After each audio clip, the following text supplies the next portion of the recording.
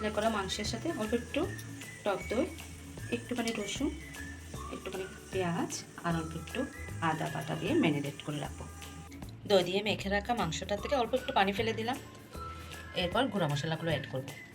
কাঁচা এটা লাল মরিচ, ধনিয়া, হলুদ। লাল মরিচটা একটু বেশি হবে। এর মধ্যে দেবো একটুখানি কাবাব মশলা, এটা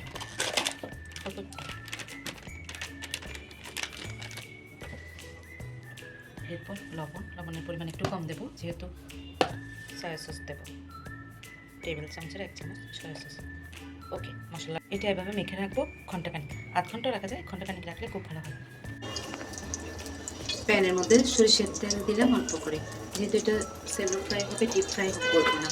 এবার ম্যারিনেট করা মাংসটা আস্তে করে তেলটা গরম হলে বসিয়ে দেবো।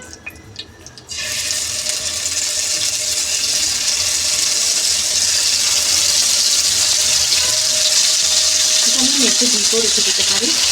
ঘন্টাখানিক পরে ডিপ থেকে বের করলে আগে তেলে দিয়ে দেওয়া হবে।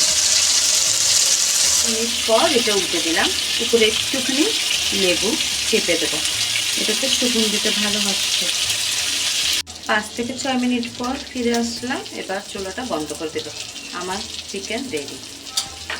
আরেকটি জিনিস আপনাদের সাথে শেয়ার করি, এটাতে এটা অবশ্যই চুলা বন্ধ করে করবেন।